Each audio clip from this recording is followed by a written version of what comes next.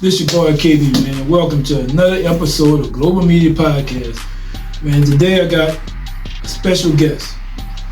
He's a real estate investor, financial coach, global entrepreneur, visionary leader, inspirational speaker. He's the first African-American cognac proprietor and provider. Owner of Lasserre International, which is a distribution company.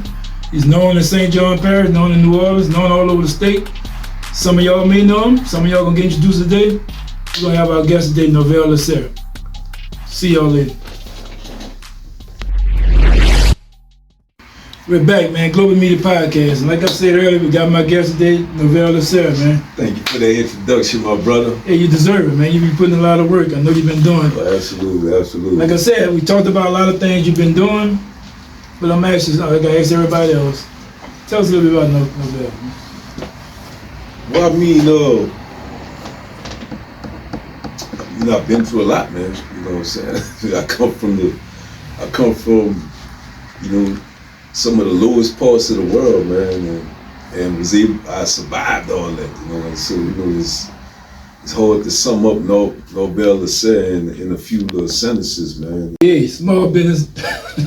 Yeah, we was doing that, man, look, I've had so many businesses and stuff like that, and that's, I've been a hustler, man, since I was 13 years old, man, being on my own, actually leaving my mom at the same time, everybody on my dad's side thought I was with my mom. My mom ain't know where I was at. I didn't know where my mom was at. So I was pretty much on my own since 13, man.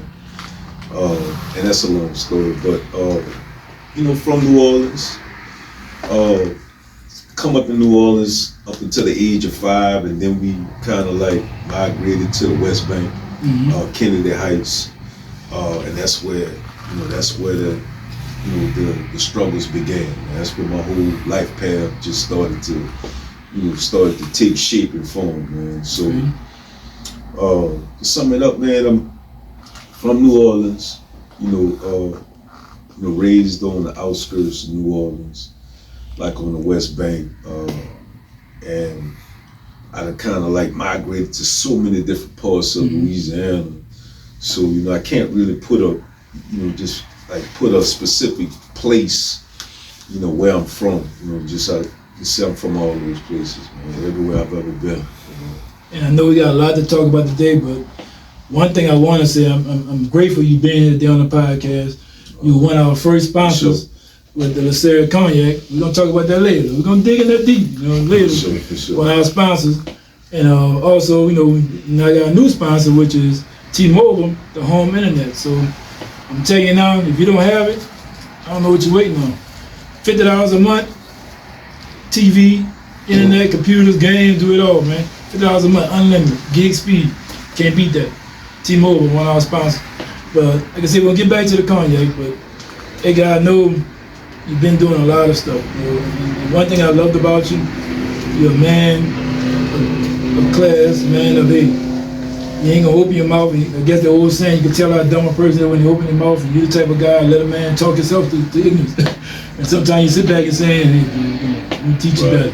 And that's where I know you're involved with the financial coaching thing, so tell us a little bit about that. Financial coaching, well, we gotta go a little bit back, you gotta get a little history, man. Give us the backstory. Well, I'm a salesman by birth, by secret. I come from the streets, man, and it wasn't like I just gravitated to the streets like that, you know what I'm saying? My situation with my mom and my little sister kind of put us in a bad situation, man. And it was a brother, man. I ain't gonna mention his name, but he came to me when I was young, like about 13 years old, and he was like, man, let me help your mom, help you and your mom and your little sister, man, get up all these streets, you know what I'm saying? Because, man, it was bad, bro, you know what I'm saying? I mean, up until that time, the age of 13, it really was bad. It was bad enough where I had to leave, and I had to go make some money. So I didn't know how to make some money. You know what I'm saying? The first job I ever had was Popeyes, and then that wasn't working. It wasn't paying enough money at Popeyes for me to do what I needed to do to help my family, right? Look, let me cut you off. My first job at Popeyes too, and guess what, man? I'm successful. Yeah. Next time you think Popeye is a bad gig, hey. I'm not saying it's a bad gig, but I'm just saying it wasn't enough money for me at the time, man. $3.15 when I work, the $3.15 an hour when I work, and I tell people no lie, to work in Meadow and Severn. Right. And the crazy part about New Orleans and Meadow and Jefferson Parish is 2 different bus lines. Right. And I had to get off so late, the buses stopped at 10. So I had to walk from Severn off of Causeway, off of Veterans, all the way to City Park, just to catch the bus to get to the 7th Ward. And that struggle taught me a lot, man. You know, every day I walk, I was like, hey, dude, $3.15. Now, minimum wage is what? 12, 14 something. Like, dude, y'all talking about hard work. Right. Hey, dog, like I said, Popeyes was a start for this man, start for me. And I feel like we both did our work, paid our dues. It was more like an experiment for me, though. But, you know, even though, bro, I was on my own, I wound up going back to my old neighborhood, Kennedy Heights. And I met up with one of my good friends, man. They call him Seven today, but I know him as Polo. You know, we call him Main Polo. And man, Polo, man, he took me in. He was living with his auntie Europe, you know, right there on, you know, in the Heights, Kennedy Heights.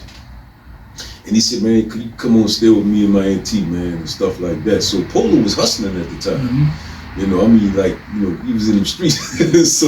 So I was like, you know, I didn't know nothing about the streets, you know. So he was trying to introduce me to a little bit, but so he introduced me to, you know, his plug, you know, which is another one of my brothers. I haven't seen him in years and years, but first brother that ever, you know, kind of like fronted me something and put me on the block. You know what I'm saying? I didn't even, and he just threw me out there because I didn't even know what the hell I was doing at the time. You know what I'm saying? But I had to figure it out, man. You know what I'm saying? And it took me, you know, it took me long to figure out how to make money. And then I realized that at the time when what he was giving me wasn't what he was supposed to be doing for me. You know what I'm saying? He was giving me a whole bunch of, a bag of, you know, stuff to go sell, and then I'm coming back and he just paying me what he think I supposed to get. And I said, nah, that don't work like that, because I met other people. You in the game, you hearing this, and it's supposed to be like that. You know what I'm saying? And he's, you know, you know, I won't mention the names because these some big people, bro. You know, some of them they go on. We want to disclose everything. We don't want to put. We don't want to be. But I'm like, you know, he done already got caught up and stuff like that. But you about mention the names, y'all gonna be like, man, for real, that was the dude. Yeah, you know what I'm saying? Some people that y'all probably done heard about, you know. But anyway, you know, this other guy, me and this brother was real cool, and he was like, man, my brother coming down, man, my brother he gonna look out for you, man. He gonna, you know, so brother came down, bro, and just threw me a half ounce. You know what I'm saying? Like, I was just used to getting bags of rocks that's already cut up. You know what I'm saying? And going out there and just getting, then bringing back all the money. And he just giving me like $50 or $100 and stuff and saying, here, all right, man, thank you. You know, and that was a lot of money to me back then. $100 was a lot of money, man, as a little, you know, teenager coming up. Yeah, look, 13, 14, 15-year-old kid. Right. You know what I'm saying? $100 was a lot. You know, so, but when this other guy came in, just say M. You know, M came in and gave me a half ounce. You know what I'm saying? And, you know, through man and a few other people, we figured out how to actually, you know, cook it up and cut it up. And I saw, you know, he was like, you know, this, what you got to bring me back. And I was looking at how much we was making. I was almost making like triple what he wanted me to bring him back. You know what I'm saying? Like, hold up now. You know what I'm saying? What's going on? What this dude was giving me, man, that was some bullshit. You know what I'm saying? So now I'm like, oh, all right, now I'm about to start making some money now. You know, so yeah, that's how it started, man. I started, you know, and I was good at it. You know, I wasn't your typical drug dealer. I was hustling. You know what I'm saying? I started selling candy in school. You know, chocolate in school, making money, doing all that stuff like that. So I'm the type of person I could sell anything. You know what I'm saying? So when they introduced me to this right here, it was easy because we had a demand for that. That was a product that was in demand.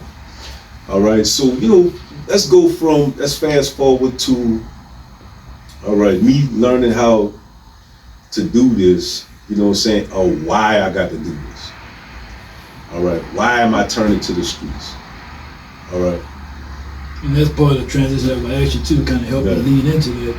You were making a little money, now you got the money, now what we do with it? Well, I'm just saying, let's go back to why I had to do that. Okay, talk to me. In the first place. When I left at 13, bro, me, my mom, and my little sister, bro, we was on the streets. My mom and my dad had to split up, bro, when I was young. You know, so my dad used to come around, bro, like maybe once or twice a month, bro, to give my mama like $150. You know what I'm saying? How you gonna give a woman, bro, with 2 kids, bro, on her own, bro, $150 to raise 2 children, bro, for the month? You see what I'm saying? My mama, you know, she at that particular time, man, you know, she was going through a lot, man. It was real stressful for her, you know, and she was suffering from a reduced mental capacity, but so she couldn't work. She tried, you know, she'll go out there and work, but you know, somebody that'll say something and then it'll click, make her click, and then she'll go all, she get fired. You know, and that just happened over and over and over again until eventually, you know, she just couldn't work. Couldn't work, all right? So boom, my daddy coming, you know, once a month, whatever. We was living in a nice little house at one time, you know what I'm saying? My uncle, my daddy's brother, had he had a house on Capitol Drive in Kennedy Heights. Really Washington Place, because Kennedy Heights, Washington Place, like right there, it's all the same, right?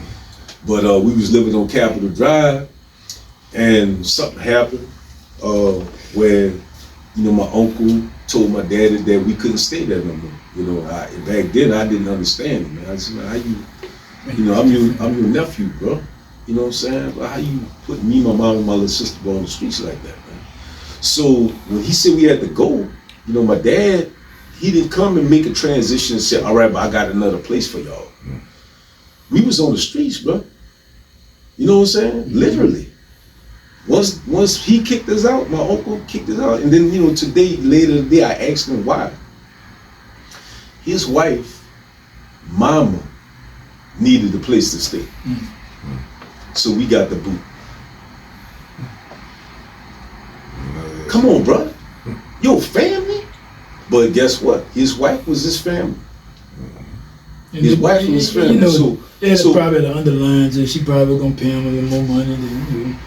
It don't matter, bro. His woman, bro. His woman came to him and was like, look, my mama need a place to stay. You know, I understand that's your brother, your wife or whatever, kids and stuff like that, but they gotta go. My mama come before them. I could hear that. I'm not saying I heard this conversation, but that's how I took it.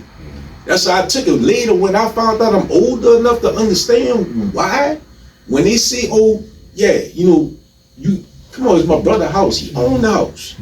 But the house belonged to him and his wife, right? You know what I'm saying? So I get that. But we in there. You know what I'm saying? It's not like my dad not paying him. Yeah. My daddy paying him whatever they agreed to, you know, to do. You know what I'm saying? It's just that now because his wife's mother-in-law needed somewhere to stay, we got to get out. No matter what the circumstances, you know what I'm saying? And I wasn't feeling that, bro. Well, it sounded like you took that pain and just planted it and started growing up. Well, no, I didn't understand it. I didn't even know that back then. I didn't find out that until like, you know, recently. But what I'm saying, back then we was on the streets. You know, when we had to get out. We was on the streets. And my daddy, you know, he was making money. You know what I'm saying? I guess he just didn't understand. You know, I mean, the 3 things that don't come with instructions is kids, money, and marriages, bro. You know what I'm saying? So we don't understand how to be good fathers. We gotta learn that shit as we go. All right, we don't understand how to be good husbands. We gotta learn that as we go. You know what I'm saying? We don't even understand how money works. A lot of us still learning that shit today. You know, so, you know, I'm not faulting my dad, man. I'm not faulting him because as a man, we can only go off how we was raised or you know, how my dad treated me or how my granddad raised my daddy or whatever. You know what I'm saying? We could go, but none of us really know the blueprint to how to be a good father. It's just stuff we gotta learn as we go, man. So I didn't blame him, but the you know, fast forward today, you know, I accept and I embrace everything that I've ever been through. You know what I'm saying? The good, the bad, and the ugly. You know why? Because the good, the bad, and the ugly made me the man that I am today. You know what I'm saying? You have to embrace it, bro. You have to embrace it. You can't resent nobody. You have to forgive them for whatever. You know what I'm saying? A lot of times they just didn't know no better. You know, and we can hold people accountable at a point, at a certain point, but in this situation, you know, I look at how I turned out. What was the results? That's the main thing to it. Like, you know, you go through trial and tribulation. I've had my story, which, you know, it's your time, so I'm never talking my story. But sometimes you take that and just say, you know what, that'll never happen again. And that makes you go and it seems like it kept you moving, motivated. You know, right. I know you had some other issues. I don't know if you want to disclose it that set you down a little bit too, and it gets you to think about that as well. You know. Right. You know, and like I said, man, you know, I'm not ashamed of anything. That's why I tell you in your face, dude, I give you roses. I mean, I love you like a brother. I've seen where you came from. I've seen some shit you've been through, and you've been through more than I've been through. But guess what? You're still grinding like it ain't never happened. I mean, that was the beginning. You know what I'm saying? That was the beginning of me actually having to say, you know what, I got to do something. You know what I'm saying? I don't know what I'm gonna do, but I got to do something. You know what I'm saying? We on the streets, we ain't had no money. I'm wearing the same clothes every day, but one thing I can give myself credit for, I still some kind of found, I figured out a way to continue being in school. Mm-hmm. I was still in school for some reason. I was going to school, because when I was living with Euro, I used to go to school. But, you know, I left my mom. My mom was, when we got kicked out, some kind of we ended up in, you know, St. Charles Parish, Lula, somewhere. And my mom, this place, that place, just pillar the post, whatever, you know what I'm saying? And, you know, I just remember my little sister, man, crying, man, you know, she used to call me Duke, you know, she was like, Duke, I'm hungry, Duke, I'm hungry. You know what I'm saying, man? And I used to go behind these, like the Winn-Dixie, you had these dumpsters, right? You'll see the donuts that still be in the box, they just be, you know, expired. Old bread. You know what I'm saying? I'm grabbing big box of donuts out the goddamn dumpster, but that's how bad we was doing, bro. You know what I'm saying? So I had to do something. You know what I'm saying? So when you say, all right, you turn to the game, you turn to the streets, you start selling drugs. That's the most dangerous thing that you can ever decide to do as a 13-year-old kid. Why? Because we was fucking starving. Mm-hmm. I ain't jumping again because I saw this nigga riding on whatever he was riding on and say, oh, I want that car, I want this, I want that. Nigga, we was starving literally. I wanted to feed my fucking little sister. You know what I'm saying? I hated to hear my little sister tell me she hungry. You know, so when I got in the game, bro, it was for different reasons than a lot of other niggas. You see what I'm saying? I got in the game, bro, to feed my family, bro, and to get my mom out of this situation, bro. You know, it took me a long time too to make that money, bro, because I had to learn. You know what I'm saying? But I was smart. I had, you know, and you know, I had a little heart too, because you know, niggas was trying you, bro, at them ages. You know, at a young age, a lot of niggas was trying me, bro. You know, so I had to build my respect. You know what I'm saying? When you in it, you in it. You know what I'm saying? Ain't no 1 foot in, 1 foot out, bro. Everything goes, bro, in the streets, man. You know what I'm saying? People don't understand that. You know, I mean, but that wasn't my life. That wasn't what I wanted to be. It just, I had to.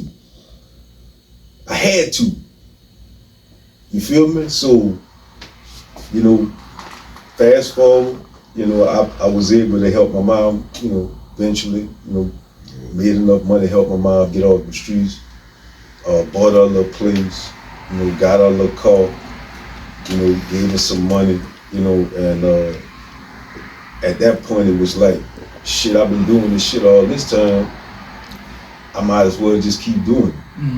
You know what I'm saying? Once I had to accomplish what I set out to do, because that was the only thing that was my only goal, to help my mom and my little sister. But once I accomplished that, it was like, that was all the fuck I knew. That was all I knew. You know, now I'm about 17 years old. 17 going on 18. You know? We in the projects, you know, let's fast forward to the past projects now. You know what I'm saying? We in the projects now.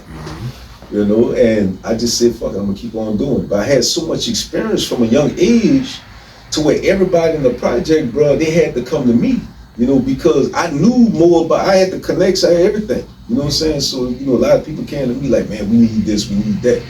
You know, shit. You know, they gave me the name Mac. You know? Let me ask you this, so that's where the dime come from. Well, the Mac.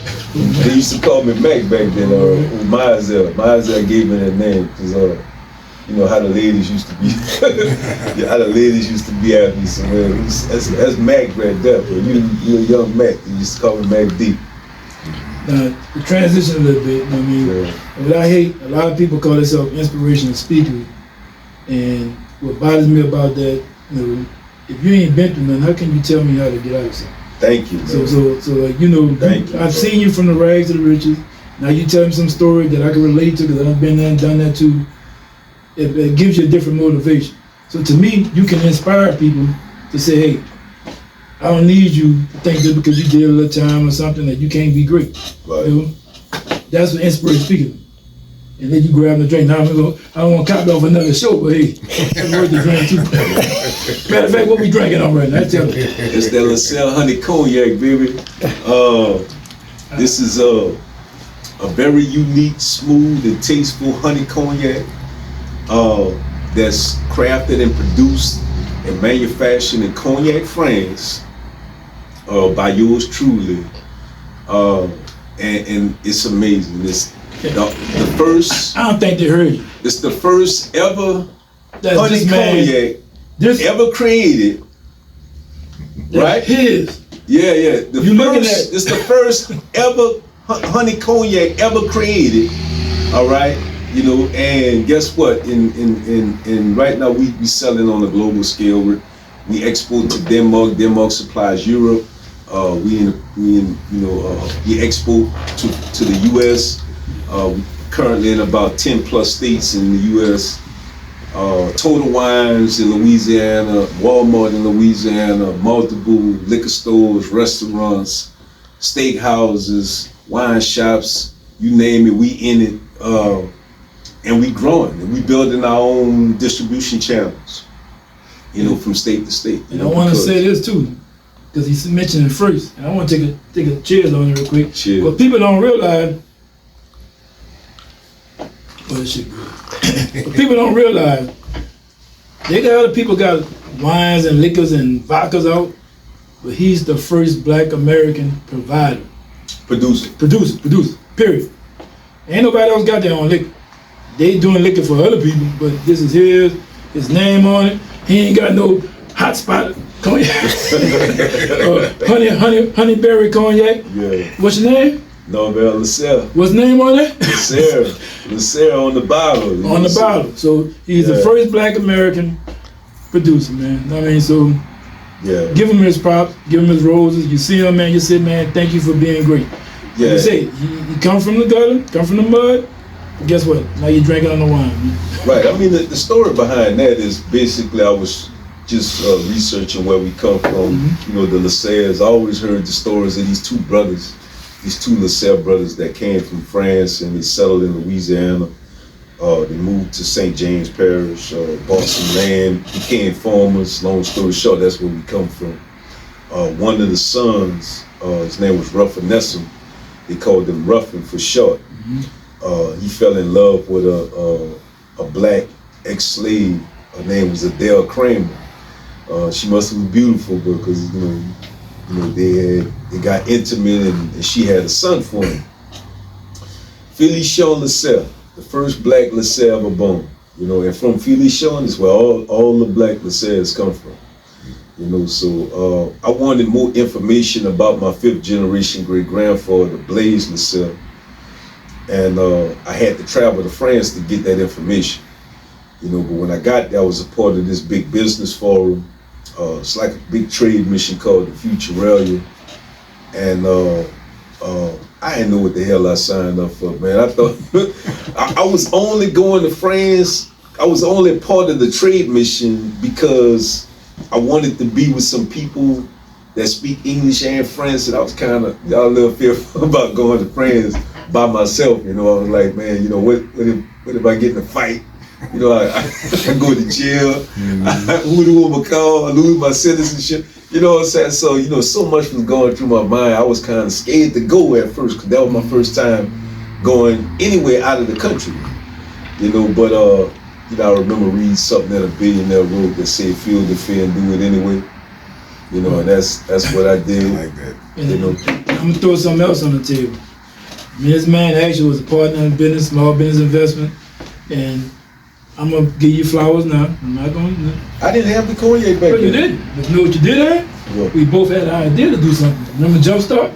Yeah, we was talking. The energy drink? Yeah, we was talking. I had my energy drink. You had your, you wanted to do your, I told you to wine because it, man, it sounded like a wine. So we did our research. I mean, we was Googling. Right. I said, man, use his name, man. That shit powerful. I said, my name ain't as powerful as yours. So use it. The difference is, man, it was the idea that me and the man came. He had his, I had mine. I wanted to do the Jumpstart energy drink. Right. I was no Jumpstart in the store. So, some people talk the talk, some people walk the walk. This is a man that walked the walk. So right, hey, this is an example of it. But keep it pushing, man. Like, yeah, man. let's talk about the global stuff. What as far as the global entrepreneur is that, see, this the thing. You know, you can get in any business that you want to get in. Mm-hmm. That's not the issue. The issue is once you get in the business and you try to, the more you elevate, you know, the higher you go, you're going to realize that distribution, you know, the distribution channels, all right, are like a fraternity. You know what I'm saying? And if you're not part of the fraternity, you don't get in. And it's just like that. You know, it's like that. So, and that applies to all industries. I don't care if it's the music industry. I don't care if it's the movie industry. I don't care if it's the spirit industry or whatever. You know, it could be any industry. There's a group that controls the distribution. And if you're not in with that group, you know, you have to figure it out, you know, on your own. So what I'm doing is building our own distribution channels, one state at a time, one country at a time. You know what I'm saying? So now we successfully was able to get distribution in Denmark.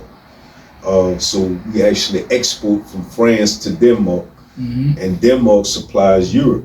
You know, the UK, Germany, Italy, you know, all those countries of the EU. You know, so that one country supplies the whole Europe, France, everything. So then, you know, I have some contacts in South Africa, and I also have some contracts in Togo, which is right in the middle of Nigeria and Ghana.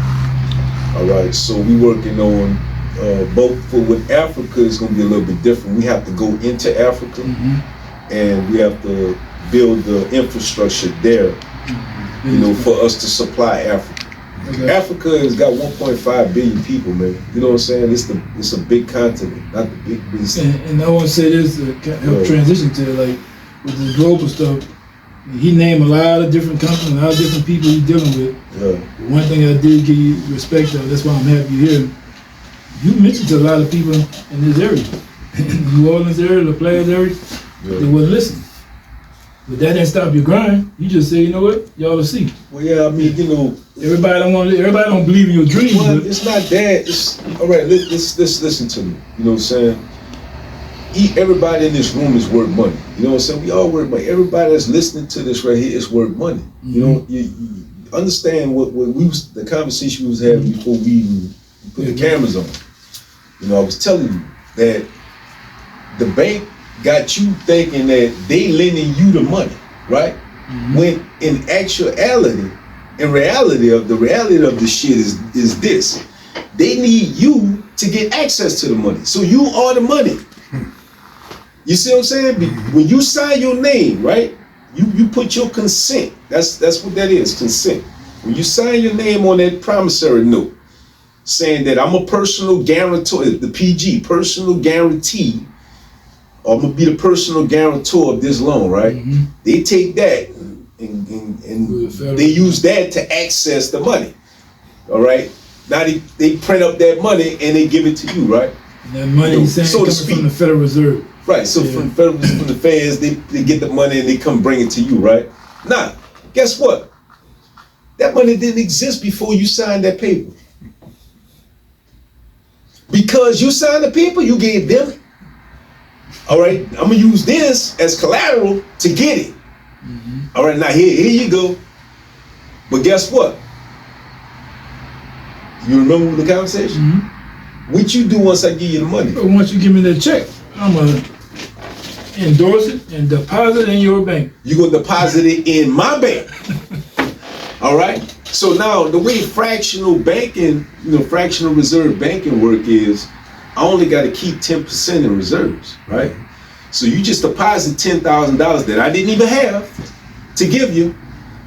With your signature, I was able to get it, and I gave it to you, and then you just put it in my bank, right?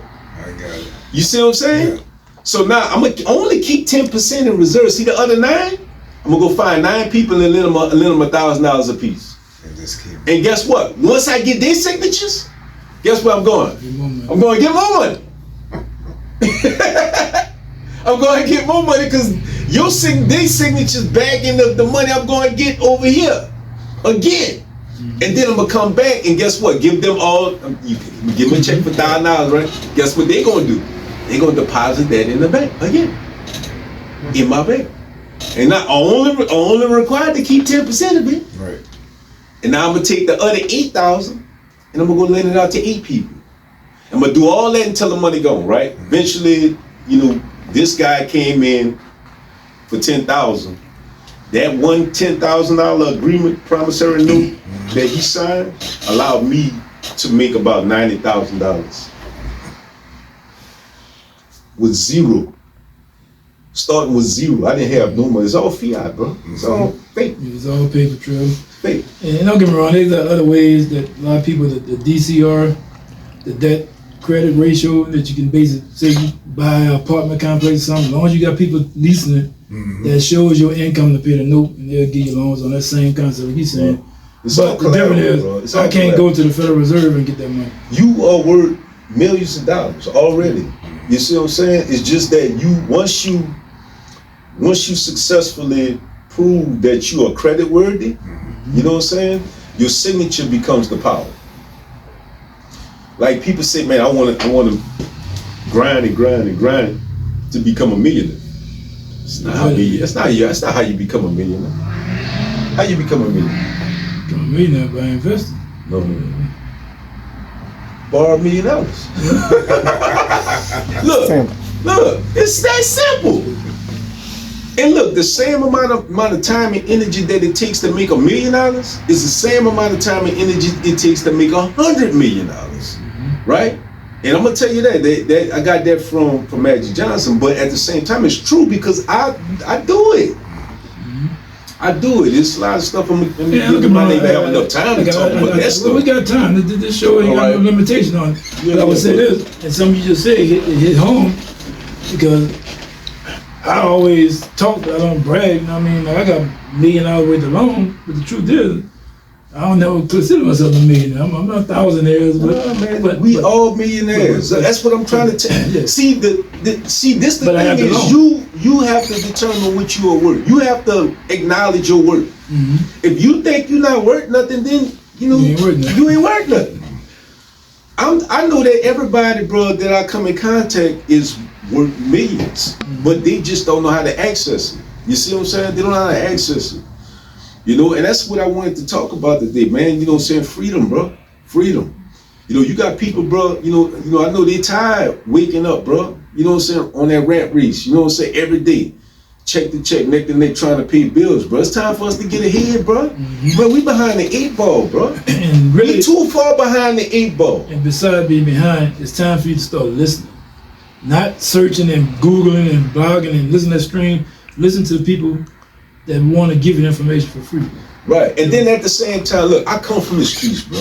If I'm not messing with the streets, That should tell you something, right? And I'm gonna tell you, look, come on, man. You know what I'm saying? Look, bro, like I said earlier, if all you do to make money and sell drugs, you're not a hustler. You're a drug dealer. Yeah, drug dealer. You know what I'm saying? And I'm not trying to put myself on a pedestal. I'm just trying to wake y'all niggas up.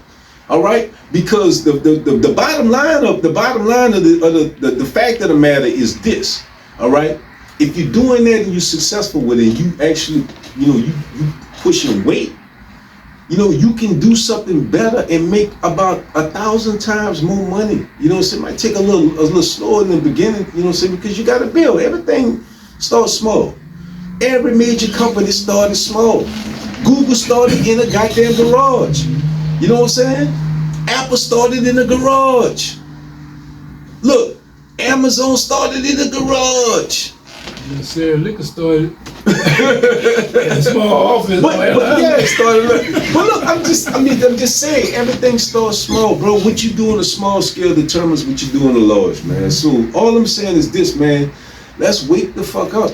Well, you know what I'm saying? And start taking action, bro. Start thinking bigger.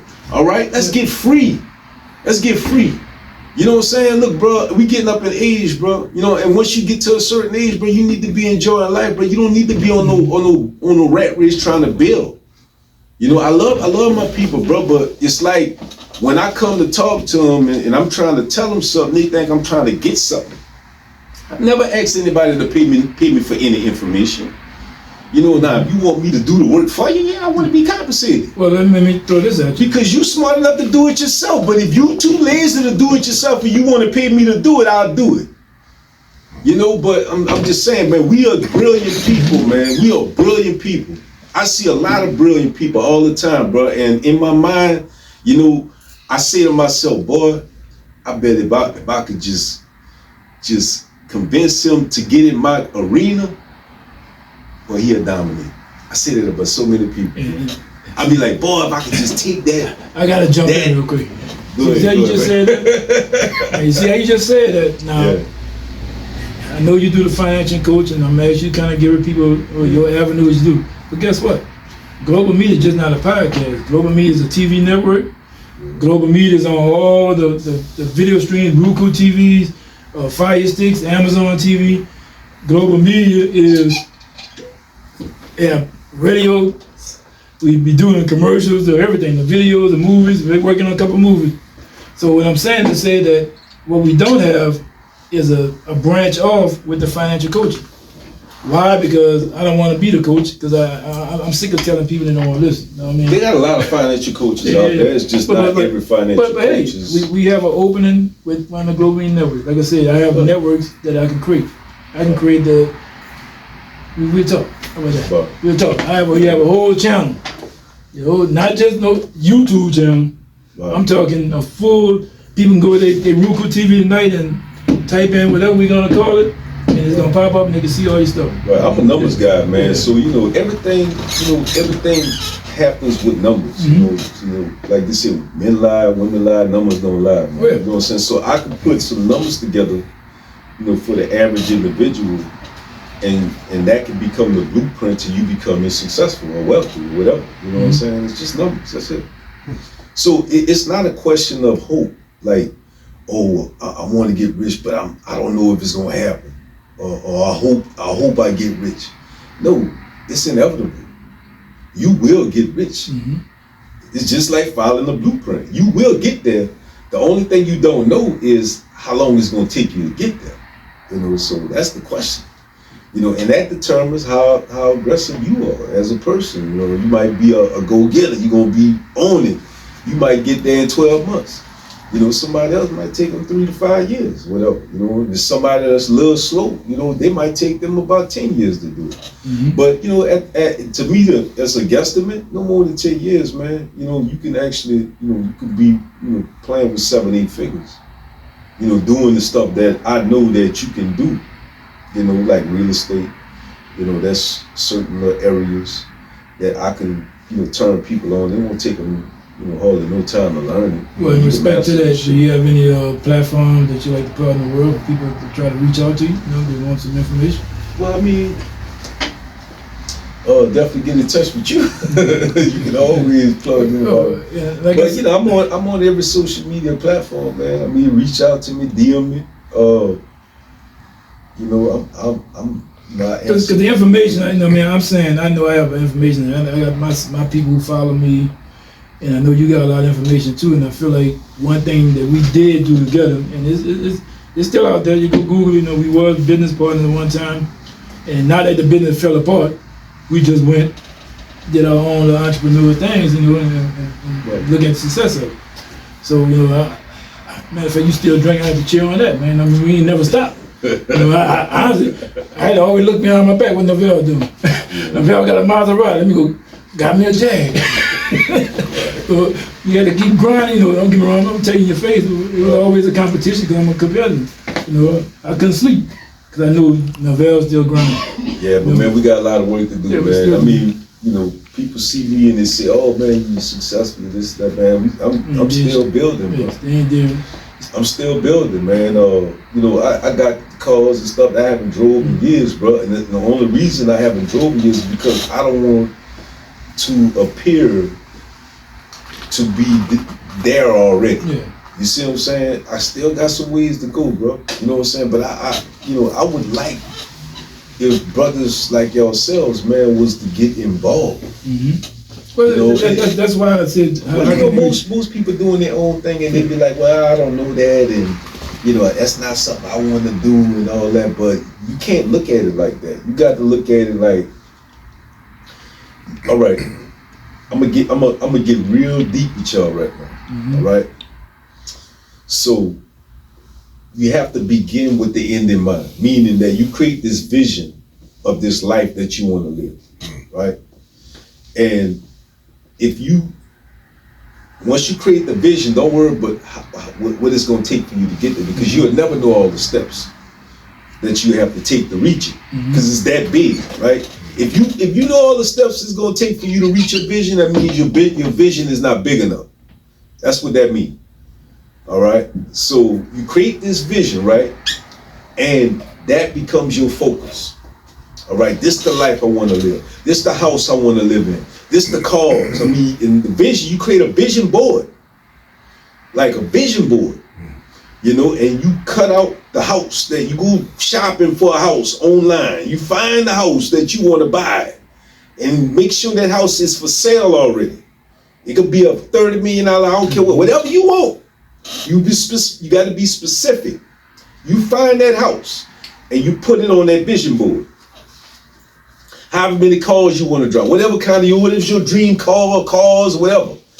Cut them out, print them out, put them on that vision board. How much money you want in your bank account?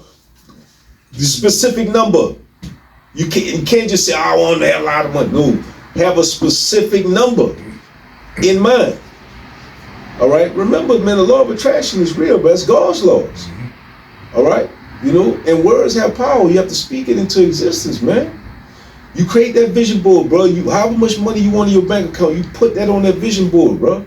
And once you get everything that you want, the lifestyle that you want to live, once you get that vision board completed, right? You can always update it, you know, every 3 or 4 years or whatever. You might want to add something to it or whatever. You can do that.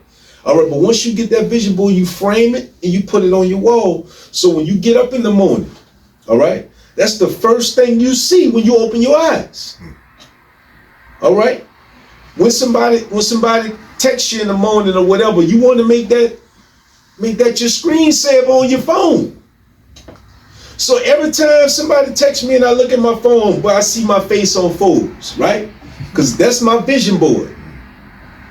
I took my picture and I cut it out and I put it on a Forbes magazine because I want to be a billionaire. That's my vision, right? Every time I look at my phone, I see it. You know why I do this? I'm telling you, I can pull up my iPad. I see this. I can pull up my laptop. I see this. Why you want to put it everywhere? You know what I'm saying? Why? Because you never want to lose sight of your vision. You make the vision your focus, right? Versus what I want to do. All right. Oh, I want to do this. Oh, I don't want to do that. I want to do this right here. Don't focus on the vehicle. Focus on the vision. All right, because if you, I'm gonna show you the reason why you don't focus on the vehicle. When you focus on the vehicle, you telling the universe, this is what I want to do. All right, but you're doing this because you want to live this life. So don't focus on this, focus on the life. Because this might not be the right vehicle to get you this. You might choose the wrong vehicle. All right, but if you focus on the vision, guess what? The way the universe and the way the Most High work, He gonna send you the vehicle to get there. I could believe that. Look, this just fell in my, I promise you I didn't go to France for this. I promise you. I went to France because I was researching my heritage. I was trying to find out more information about my 5th generation great-grandfather. That was the reason why I went to France. I didn't know I was gonna meet somebody who was gonna tell me he could make me a cognac. That just happened. And I was like, what? Let's do it. You know what I'm saying? Light bulb popped in my head. All right? I did not plan this. I know we saw some stuff, we was looking at some wine and stuff, but I promise you, bro, I didn't go to France for this. I understand. Right? So what I'm saying is, all I had was a vision. All I had was a vision. I didn't know how the hell I was gonna get here. I didn't know what was gonna get me there. All I did was believe in the process. I trusted the process, man. I believe in the Most High, bro. I trust the process. That's it. And guess what? The vision came to me. It landed on my lap. And I tell you it was waiting for me. It's a sexy landing too, man, because there ain't no regular bottom. It's authentic. It's a sexy look. Yeah. Man? So you know. But it's from the archetypical world. Yeah. Because if you would have told me before I was getting on that plane to go to France, that boy, you going to France and you gonna make this. I'd have been like, man, I don't know how. I guess that wasn't nowhere on my mind. It wasn't on my mind. I only joined the Future Radio was the big trade mission. All right, it was the big trade mission, the business forum, and it was like over 39 countries had participated in that thing, and it was over 500 businesses from all over the world that was there to do business-to-business transactions, right? So I didn't know what that was. The only reason I signed up for that is because there was a delegation from out of Lafayette, all right, and the delegation was some people that speak French and English. So I wanted to be with some people from Louisiana to go out of town, to go out the country with, because I was afraid to go by myself. So the only reason I was with the group is because I didn't want to go alone to France. I didn't know what to expect, right? So my plan was to just show my face the first day because I had to sneak away to go do my research. I'm going to do my research on my family. I had to go into Saint-Salve in South France. We was in Lyon. Lyon was like almost 2 hours away from Paris.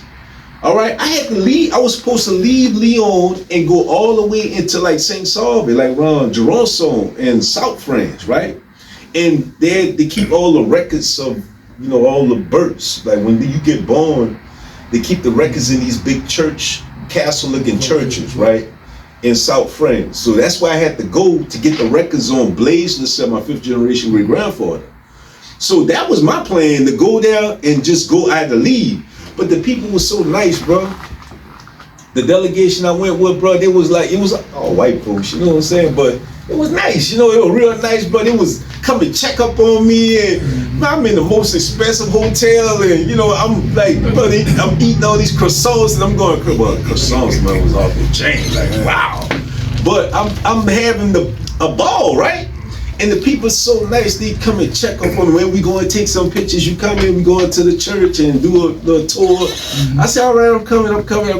So, I'm like, all right, I'm coming. Because they was really worried about me because I'm the only black face that was with the group. Ain't no other black face was with the group, so I guess I gotta go check on the black guy, man. Go check on him, but that's my people, though, man. I love them. But I said, well, look, I'm gonna because I was supposed to just leave and go straight to do my research, but I see they had a greeting ceremony the next day, the first morning. That was the greeting ceremony. And they sent the bus you know, not a bus, but like a little shuttle bus. They sent the shuttle bus to pick me up from my hotel. So if I wouldn't have been on that shuttle bus, they all would have been worried. Like, man, where you at? You going? If I'm gone, I'm not 11 with the. I'm in South France. I had to take the train and went to South France. That would have been another 2-3 hours or whatever. They would have been looking for me. They would have been worried. You know, they would have been calling. You know, trying to find out, man, what's going to be checking on you? We a little worried. Where you at? You know, so because they was doing that before I even. You know, decided to leave. I said, man, they checking on me. They gonna be worried, but they ain't gonna see me. You know. Mm-hmm. So when the bus came, I said, fuck it. I'm gonna just go ahead and go to the greeting ceremony. I said, I'm gonna show my face at the greeting ceremony and, you know, meet and greet and do whatever. And then the next day, I was supposed to go to South France and do my research, right? But when I went to the greeting ceremony, my head was blown. I'm looking at these sheiks, bro, from the Dubai with the turbans on, and the dashik, you know, the Africans from all parts of Africa with the dashikis on, you know, the people from Asia and London, and man, all this money that was in this building. I'm saying to myself, like, what the hell did I sign up for? Bro, I'm telling you, we in something that looked like something that the United Nations would put on, right? You know, I'm talking about the stage, bro. You had people sitting all over the stage and the big old screens behind the stage with all these different videos coming on and stuff. This thing was huge, bro. We like in the stands, like an auditorium, right? You know, and you got to go down and come up just to get in and out this thing. And then look, they give us headphones, so now everybody on the stage speaking French. But I put the headphones on, push a button, and I can hear everything they saying because somebody translating it through my headphones. I'm talking about this stuff so dope, bro. I'm talking about like, god damn. I'm like, what the hell is this? You know what I'm saying? Like, I'm tripping. You know, so it hit me at that moment. I can't leave this. I see some kind of opportunity gonna come out this shit. There was 39 countries. 39 countries. All right, that participated in an event all over the world, right? And over 500 businesses from everywhere, bro, that was there to do business-to-business transactions. I couldn't leave that. You know what I'm saying? And I kept saying, boy, every black person in America gonna be mad with me, boy, if I leave this. And then I'm looking around, bro. I'm the only black person from the U.S. that's at this event. Now, don't get me wrong, they got brothers from Africa. You got brothers and sisters from Africa. They have brothers and sisters from India. They have brothers and sisters from Spain. They have, you know what I'm saying, from a lot of places, right? No U.S. I'm the only African American, not man, African American. No male or female. I'm the only black person from America at this damn event. That messed me up, bro. I was like, man, something this big? With all this going on, you mean tell me no black people? And I know I ain't got but a fraction of the money that some black people got in America, but come on, bro. So I'm tripping, bro. I'm like, man, I can't leave this. I can't leave this. I see some type of opportunity gonna come out this, and I just don't know what it is, but fast forward to the day. Tell about the guy, like you said, that you met that actually helped you produce it. Yeah, well, I sat down with 16.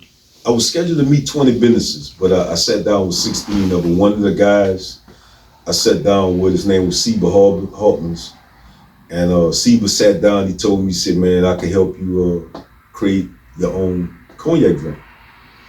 He said, I'm a spirit consultant, but I'm also, I'm in the IT industry. You see, I own the software that all of the cognac houses are actually using. All the smaller cognac houses are using my software to produce their brands globally. And he said, man, I can help you make anything you want. Oh, I said, let's do it. And he had this real positive aura, bro, about it, bro. You know what I'm saying? Like me, bro. It's like when I meet people, bro, I'm feeling your energy, right? He had this real positive energy with him, bro. And he was like, well, look, I tell you what, I had like 12,000 euros on me, right? I gave him the euros. I told him, go set up the company in Cognac, France. I said, man, I want you to be my partner. I said, look, match it. I said, look, I'll give you 12,000 euros, match that, and go open up the bank accounts. Go start the business, open up the bank accounts, send me the contracts, whatever, got all my information, passed everything. I said, I'm gonna come visit in September. I said, I'm gonna come visit in September, have some samples of the cognac when I come, you know, and that was it. And I'm sitting there thinking like, man, I just gave this dude 12,000 euros. And I mean euros because when you get there, you gotta exchange your money and stuff like that. So, you know, and really I want to say that too for people, you know, everybody take the little Cozumel trip. Man, you need to travel to other places and experience it. Because I know you had a great experience. I had a great experience that the France people woke me up. Yeah. I'm in Luxembourg, go to France. I go to Pizza Hut. Right. Pizza Hut, like American. So I go in that great menu. The lady came, the waitress, you know, she's like, you Americans are so arrogant. I'm like, what you mean, babe? I came to Pizza Hut because I want to speak English. It's like, well, you're not even trying to learn our language. I know how to speak English. I don't live in America. But I understood where she was coming from. That hit me deep. Right. That they took time to learn our language, but we ain't even trying to learn theirs. You know what I mean? So that's why I respect your experience, because it opened you up to more than just France, or the whole world, which kind of evolved into a lot of the stuff you're involved with, like the enterprise and stuff. You know, just everything you're doing. Right. I would say that to say this. I've been watching from abroad, and I'm proud. And we're gonna continue the story, but we're gonna take a break for our commercial break for pay for our sponsor real quick, man. For sure. Sure.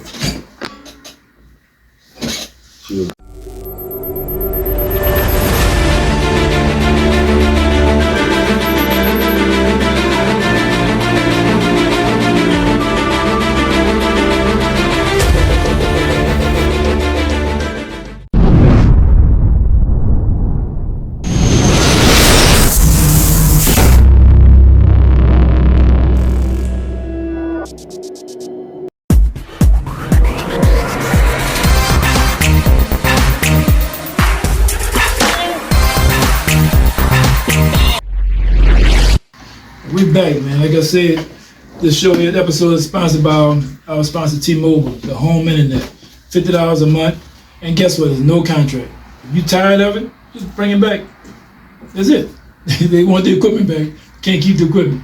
$50 a month, home internet, gig speed. Stop worrying about the Cox and all the other stuff. I'm gonna download the company, but take care of the people that take care of us. Global me. Hey, Norvel, man, we back. Man, let's change the gears. I know we go on France. We talking about the cognac. Let's talk about your real estate stuff. Man, you got a portfolio that's pretty decent. Well, I have a real estate investment club. It's called sponsored by the Cognac, Lasserre Honey Cognac Real Estate Investment Club. And we have roughly about 200 members and members are from all over the U.S. You know, I mean, we got members in California, we got members in New York, we got members in Chicago, we got members in Indiana, we got members in Alabama, members in Georgia, members in St. Louis, man. We got members all over the U.S. All right, and what we do is we have like a tax sale travel group, which is like it's called our tax lien traveling committee. You know, so tax sale traveling committee, we go from state to state to buying properties, basically at these tax sales. All right, so if you're not familiar with property tax sales deals with either tax lien certificates or tax deed properties, right? And those are the two titles that's up under that umbrella of tax sales. Now you might have other subtitles like, you have the over-the-counters, which is, they call them OTCs. You have like sealed bids, land banks, after-tax sale group lists. You got the green books, adjudicated properties. It's so many different titles, man, but it's all up under the title of tax sales and tax liens and tax deeds. So basically, we buying properties, pennies on the dollar. We get properties for anywhere from $500 to $5,000 to whatever, and if it's a tax lien property, it has like a redemption period. Redemption period is the time period that the primary owner has to come back and pay the taxes, get their property back. But if the redemption period expires, we take possession of the property, right? For pennies on the dollar. So, for example, if I buy a property here in Louisiana, let's say the property valued at $200,000. The taxes is going to be about $2,000. So I pay $2,000 for the taxes. I would hold that property for 3 years. Now I'm paying the taxes going forward, so that means every year I'm paying another extra $2,000. So in 4 years, I got about $8,000 tied into it. If the redemption period expires and nobody redeems that property, I take possession of that property. And then we file what is called a petition to acquire the title. That takes roughly about 6 months. But in the meantime, in between time, I go in and change the locks, do the renovation, and then I would execute my exit strategy or whatever it's going to be, whether I'm gonna sell it as is or do seller financing or renting or whatever. I don't really too particular rent properties, but I'll do a seller financing property. I'll maybe allow somebody who rent the property to come and buy this one, and you ain't got to go to the bank because I'm the bank. It's our property. We own the property. So guess what? We gonna let you get in that property for the same amount of money or less what you paying to rent that other property over there. So you doing the paper, right? So guess what? Who gonna rent? Who gonna rent a property when y'all come to us and buy a property? And really, the transition to that, it's been a pet peeve of mine. A lot of those tax sales, stuff like that.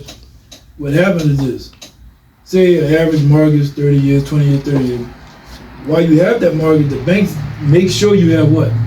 Your escrow, your taxes, your insurance, your homeowners, your flood, whatever. And then once you pay that deed and get you on the title, all that stops. And normally what happens is the people don't do what? They don't pay their taxes. Then somebody, like you say, your group, and not just your group, there's people all over the world do it. They come and say, hey, Lord, damn, $200,000, pay the tax real quick. Chances I get it. It's like rolling a dice, but it's a great dice because not only that, the part you didn't miss, if you're investing money, say you might invest $2,000 in the tax on that $200,000, they ain't gonna just pay you $2,000, but they gonna pay you a little fee. You know what I mean? To redeem it. Yeah, in Louisiana, we earn 1% per month interest, right? So that's 1% every month. Plus, in Louisiana, you get a 5% penalty interest on top of that. So that's better than putting your money in any bank. And then, in my opinion, is the best investment in the world because you're looking at, let's say 12 months then pass by, nobody redeemed the property, you just earned 17% interest on your money. So just imagine that you dump $100,000 into tax liens every year, and they go 12 months and gets redeemed. All the properties get redeemed after 12 months. So now you gonna get your $100,000 back every dollar, plus you're gonna get an extra $17,000 profit on top of that. You know what I'm saying? That's better. Yeah, that's why you're my dude, because we speak the same language. I know this and I understand it, but I try to explain to some people they understand. There's two things gonna happen in 3 years. You're gonna earn the interest, or you're gonna earn the house. Which is like winning the lottery. Exactly. Because you get once you end up with the property, that's like the lottery now. Yeah. You know what I'm saying? You on a whole nother level now. Remember, all right, we taking possession of a property. We actually right now filed a petition to acquire the title on a property right there on Yorktown, right? The property is valued at $189,000. That's the ARV on it. That's the after repair value. That's what ARV means. After repair value is $189,000. We got $4,000 tied into the property. Now we're gonna put about 30 in it to bring it up to that at 189. You know, so remember after repair value. So once we repair it, the after repair value is gonna bring it up to 189. And somebody gonna be a first time buyer, gonna love that house to death. So now we gonna put it on the market. We not waiting for somebody to go get a mortgage to come get this property. We the mortgage company. We the bank. See what I'm saying? We're gonna sell it for 189. Now you might be renting a property over there for about $1,200 a month, right? That you ain't even gonna never own this. And you come over there and say, well, look, man, $1,000 a month. In 180 months, you gonna own this property. $1,000 a month. Remember, I said this property valued at 189, right? Mm-hmm. So it's really 189 months, but we're gonna do 180 months. 180 months, $1,000 a month. Once them 180 months is up, property yours. Mm-hmm. Who gonna get a mortgage? Man, we are going to change the way we do business in America when it comes to buying homes, bro. Watch. You know what I'm saying? Because we doing this all over the nation. I just did one in St. Louis this month. And we're gonna do that one, we're gonna do this one, we're gonna do that one right there in Cambridge. Well, let me ask you this, and if anybody wanna be part of your group, what they gotta do? Who they contact? All right, with the real estate investment club, we just closed membership. Mm-hmm. You know what I'm saying? Because and it's the thing is, man, we just sold almost 10 million shares, right? Mm-hmm. You know what I'm saying? And if I keep selling shares, right, it's gonna dilute. Yeah. It's gonna dilute the shareholder. You're not buying millions of houses to cover the $1 million worth of shares. Right. But what we're gonna do is pretty much have like a fraternity where you can actually become a part of our network. Mm-hmm. Maybe we set you up with a nonprofit because right now we got people establishing their nonprofits so they can do business with the government here in Louisiana. They have grant programs that will guarantee every nonprofit up to $3 million. Mm-hmm. So let's say each nonprofit gets up to $3 million. So that's why we're doing multiple. So like your nonprofit would have $3 million, your nonprofit would have $3 million, your nonprofit was, now we got $9 million. Mm-hmm. Versus all y'all part of one nonprofit and all y'all got access to just $3 million. If either all y'all do separate ones, now y'all got access to $9 million. You know what I'm saying? Y'all take that $9 million, y'all buy turnkey properties, or either y'all can buy, distressed properties, renovate them, get them up to program. Then y'all can set up, affordable housing programs, home ownership development programs. You got corporate like the Louisiana Housing Corporation is looking for people, that have the homes, and because they trying to provide affordable housing for everybody, really. Yeah, so they got grants right now, bro. Right now, available in Louisiana right now. I know people that's doing it. We already got developers. We got a developer, a black guy too, man. Awesome dude, bro, from Monroe. You gonna need a sponsor. Those are the sponsors, the people who done the work already. They done new construction. Like you ain't gonna be able to get a grant or get funding if this your first time doing this type of project. Mm-hmm. You see what I'm saying? So how you get around that? You get a sponsor, somebody who done one already. And we got a sponsor that's actually already established, but with HUD and with those programs. And not to cut you, but I want to apologize to my viewers. I know we're doing a little different today. Normally podcasts be about the rap artists and music artists. But hey, there's a whole thing I remember reading a long time ago. When you're in a barbershop, you talk barbershop. I'm gonna talk to my barber about my line and my fade. But me and this man, we know numbers, we know business. That's why we talking about business. So stick around, listen. Never know, you might learn something. It's free information. It ain't cost you nothing to say what. Right. Keep that play button going. You can pause it. It don't matter. It's just information you're gonna miss out. Like you just said, a lot of stuff he's telling you, is out there, and we just feeding it to you right now. And just take it as a gem. And I appreciate your information, Norvel, because one thing I love about you, gonna put it out there. Everybody don't listen. But get what? That helps your growth because I gave you the opportunity. Right. Everything you're saying, I do it. And my guys in the studio, they know already, hey, apartment complex, the whole 9 yards, we do this. But what you're saying with your group, I wish it was open and maybe it might get your idea. Your group might need a franchise to other groups. Well, we're gonna set it up where maybe we can help other people start another group, and that group can become a network with our group. You know what I'm saying? And we can continue to grow like that. And I know it's meant to be behind that, which you may say we ain't had this conversation, but correct me if I'm wrong. The reason being, they're ready to put the footwork in. Yeah. Don't think you're just gonna jump in. Well, it's not that. It's not that. It's all about diluting the shares, man. Because Well, that's what I'm saying. I don't want. Right. Like if you done got in, look, like you got some people that done got in like in 21, and the shares done already doubled since 21. So the people who got in 21, these shares are worth double what they paid for it back in 21. And the more people just make it. And then now it's like every time we take possession of a property, we increase the net value, the net worth of the club, and we also increase the par value of the shares. You see what I'm saying? So now we about to take possession of another one. That's going to be another 189,000 worth of equity that we're going to add to our balance sheet. You know what I'm saying? When we talking profit and loss and balance sheets and scaling, right? So a lot of us, our people, we don't understand business at that level.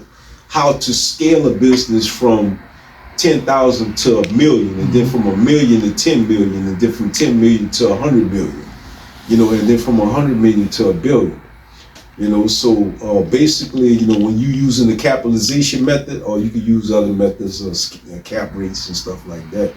When you scaling, however much your NOI, which is your net operating income, annual income, however much you make a year, you multiply that times 10. That's what your business is worth. So if you're making $1 million a year, your business is worth 10 million. Up to 10 million. So you can sell it for up to 10 million. Like, I got some friends that got these smoke shops, and they do like 30,000, a month. Yeah. So he was asking me, man, how much could I sell my business for? I said, well, you do 30,000 a month. How much of that is net? He said about 12. All right, so you multiply 12 times 12. Yeah, this is 144. So that 12,000 a month times 12 months is 144,000. So you can sell your business for up to 1.4 million. You see what I'm saying? If you want to sell, you can sell it for up to 1.4. That'd be a great start. Yeah, I mean, so you don't have to sell it for the maximum, because people they're gonna offer you, so I'll give you 900,000 or whatever, 700. But but you go up and they gonna go low, but you can sell it up to 1.4 if you making 144,000 a year. So that's how you scale. And then real estate is so easy to scale. Actually, real estate is easier to scale than the liquor, because every time we take possession of a property that we paid $10,000 for, the property is valued at like 150,000. You see what I'm saying? So we paid $10,000 for a property that's valued at 150, right? So that means we got $140,000 worth of equity in it. Then when we put 40 in it, that brings the equity down to $100,000. So every time we take possession of a property, we add $100,000 to our balance sheet as equity. All right? So once you do that 10 times, we just added $1 million to our fucking equity, to the club. You see what I'm saying? And we just keep doing it over and over and over. Eventually, now you got 10 million. And all you look, to be worth $10 million, you need 100 properties valued at $100,000 a piece. Do the math. Yeah. That's why I say everything is numbers. And I'm gonna tell you what I'm saying? You want to too. get rich, get 10 properties valued at $100,000, you're a millionaire. And there's something that a lot of people don't understand that you just said. And it kind of drives me with people. Just like that, you acquire that property for $10,000, you invest in it on taxes. It's worth $189. We're 189. You can always go get a loan on it, but that don't make sense because you're not in that business of trying to create debt. But you got something that's worth something. You can get a $100,000 line of credit on it. I mean, if you want to get, all right, I'm gonna tell y'all something. All right, listen. Like a lot of people don't know about the HELOCs. Yeah, you're right. I know about all that stuff, right? But this is what I believe. You say scriptures will tell us, but you have to become the lender, not the borrower. All right. So the only way you're gonna get free, bro, you have to become the lender. How do you become the lender? All right. You have to set up a private, irrevocable trust, right? Grab your pencils. Private, irrevocable trust, right? That's governed under contract law. So it's like a pure trust.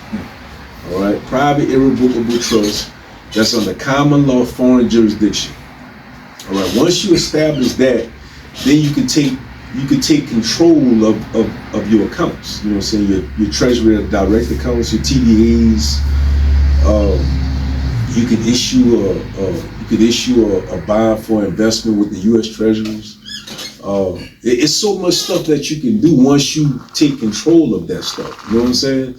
Now you got that set up, all right? Then, you don't have to go and get loans, or you don't have to get credit, or you don't have to do all that stuff, right? When you looking at your balance sheet, all right, y'all understand profit and loss. That's the P&Ls, and then you got your balance sheets, right? The balance sheet just deals with assets and liabilities, all right? The assets are the green, the liabilities are the red, all right? So now, let's look at the Grant Cardones and all the people doing the multifamily, which I love multifamily, but the insurance companies are putting a lot of shit in the game right now. And people not really talking about it as much as they should. That multifamily is under attack right now. And a lot of industries are dealing with real estate is under attack because of the insurance companies. But the only reason the insurance companies could do that is because they borrowing money to get these multifamily properties. And when you borrow money from the bank is going to make it mandatory for you to get what? Insurance. Yeah. But when I buy that motherfucker cash, guess what? Fuck the insurance company. I'm going to retain my own risk. You know what I'm saying? You can't control me because I own my shit. Ownership, bro, is key. Ownership is key. Now you can borrow, get lines of credit, all that, but guess what? Now you got to deal with this insurance company. Ain't about one insurance company, but it's insurance properties, bro, in Louisiana right now. Tell me what that company name is. That's the Citizen. Yeah, Louisiana Citizen. Citizen. And what they quadrupling people prices. They're pricing everybody out of their houses. You know what I'm saying? So you gonna let the insurance company pimp you? I got a partner, bro. He got multifamily, bro. Ain't making no money. He barely making the money to pay the thing barely paying for itself. You know why? Because they done went up so high on the insurance to where the insurance taking all his profits. You see what I'm saying? So guess what? That'll never happen to me. You know why?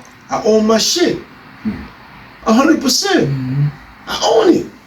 You know what I'm saying? So guess what? Look, I can insure my own properties. The same money that you gonna pay the insurance company. I don't work for the insurance company. I know how it works. I gotta jump in. The premiums, hold up, the premiums, the premiums, they take your premiums that you pay every month and they put that into like a money market account, right? Where they flipping your money every month. All right, and they gambling that you not gonna have no problems with your house. You know what I'm saying? And if you have problems, but they gonna just pull from that account and give you that money. You see what I'm saying? You can do the same shit. You know what I'm saying? So whatever you gonna pay the insurance company, you take that money and just put it into a money market account, or you can put it into tax liens. Like I said, tax liens give you 1% per month. That's 12% per year, right? Plus you get an extra 5% penalty interest on top of that. That's 17% interest you get on your money in the tax liens. 17% guaranteed by Louisiana state law. Louisiana state law guarantees you gonna get this. The only downside, you have to do your research, bro. The step-by-step process, but you cannot skip no steps. You know what I'm saying? You have to do your boots on the ground. You got to go look at those properties before you buy them. Really, like you said, I'm jumping in. What he said, and I know you kind of went through it fast, because I know people, and I even know from experience, if you have a multi-family dwelling, which is great for real estate, 4 units or 8 units, the problem is you're going to pay damn near $7,000, $8,000 for the insurance, the homeowner. So if you divide that $7,000, that means that you charge a person every $1,000 a month rent, you done lost. You lost. You lost. So you a lot of them coming out their pocket. Yeah. A lot of them coming out their pocket just to pay for the building. Yeah, exactly. So what I'm saying is this. Multifamily investing used to be good, bro. It used to be good before the insurance started stirring the pot, bro. The insurance companies. All right, it was good. It was a great investment. It still is if you buying like 100 properties at a time. And you paying cash. Well, if you paying cash, you winning all day because you don't have to deal with the insurance companies. Exactly.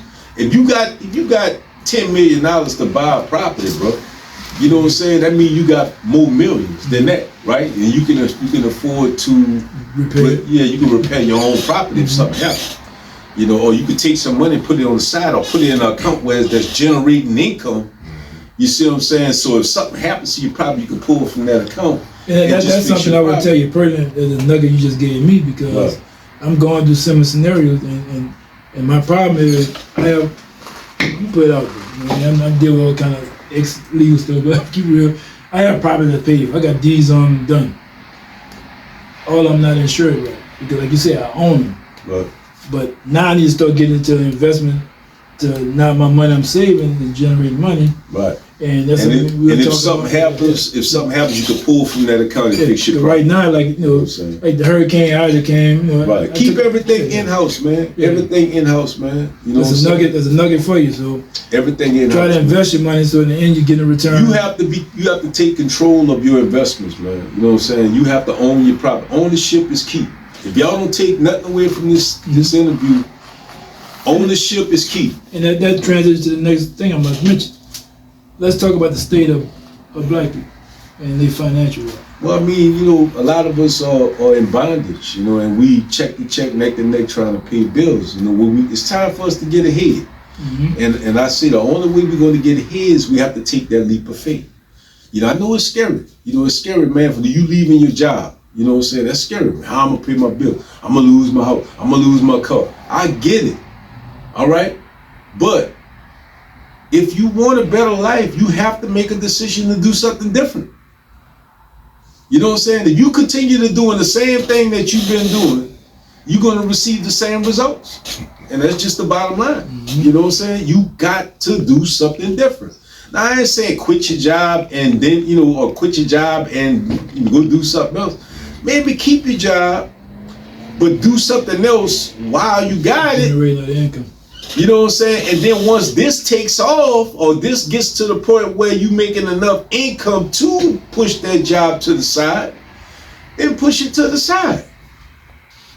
You know, but most of our people, man, our problem is we want to choose. We want to pick and choose what we want to do. Mm-hmm. All right? You know what I'm saying? Like I said, begin with the end in mind. Create that vision. All right? And then when the opportunity comes for you to get to that vision, don't say, oh, that I don't want to do that. You know, you can pass up your blessing. The Most High just sent you the vision, just sent you the vehicle to get to your vision. And you say, oh, I'm not passionate about that. I'm passionate about this. Now I know so many, man, look, I ain't gonna sit on man's versus brothers about love. You know what I'm saying? They was passionate about rapping, right? But they really wanted to live this life, but at the same time, they only focused on studio time. And they died broke. They died broke, bruh. Because in his mind, he was only focusing on the vehicle. He wasn't focused on the vision. All right? But guess what? If he was focused on the vision, what if another vehicle would have came to him to get there? And it wasn't rap. He would have never knew nothing about this other vision because he wasn't focused. He would never knew nothing about the other vehicle because he wasn't focused on the vision. He was only rapping because he wanted to live this lifestyle, right? But he wasn't living that lifestyle. He was rapping because he thought that the rapping was going to help him make the money for him to live this lifestyle, but it didn't happen out like that. He chose the wrong vehicle. Mm-hmm. You know what I'm saying? He chose the wrong vehicle, right? That's why he should have focused on the vision, focus on the house you want to live, focus on the cars you want to drive, focus on what kind of bank account you want to have. You see what I'm saying? Focus on all the real stuff that you want to have. And guess what? The vehicle gonna come to you, and you have to be open-minded enough to take advantage of that opportunity when it comes. I don't know about y'all, but man, I grab this pen and I'm taking notes. Got to. So look, Norvel, man, it's been great. I got to get you back here, man. I mean, you're not only a sponsor, you're a friend. My pleasure, man. And you're inspiring. I hope some people got something out this in me. It's an interview, but hey, man, look, you're always welcome. The door's always open for you. Just give me a call, man. Somebody need to tell the world, especially if you tell them for free. Give me a call. I'm always give out information for free, man, because I want to see us do better. You know what I'm saying? And if y'all out there listening to me, trust me, I genuinely love my people. I love us. All right, but we got to do better. We got to do better, man. Let's get out of bondage, man. Stop trying to impress everybody and all this stuff right here. Get your money right. Let's get our money right, man, and let's go win, you know? And I'm going to back that up by saying I'd rather be a man with a plastic bag with $5,000 in it than have a $5,000 Louis bag with $5 in it. Awesome. Have a great day. Global Media Podcast. We're out, man. Want to give a special thanks to Global Media Podcast, my brother KB, and King Blue Production. Look, salute.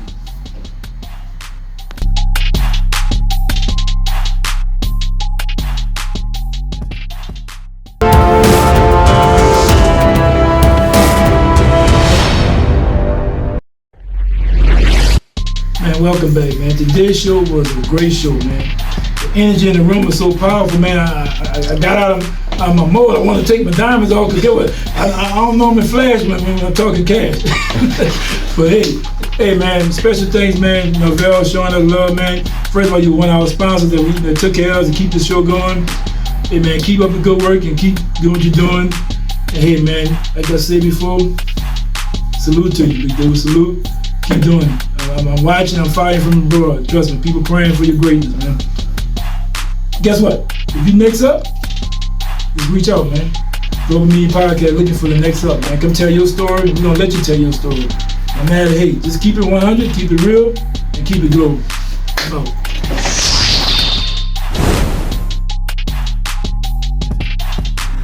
Hey, man, look. Global Media Podcast is a new podcast that's out. We're taking over all the different platforms. Hey, Spotify, Apple, YouTube, whatever. Facebook, Instagram. If you got something you need to say, you think you got what it takes to be a guest, hey man, give me a call. I'm easy to find. I know I stole that line, but I'm easy to find. KB, Global Media, King Blue Production, the podcast. Be on it.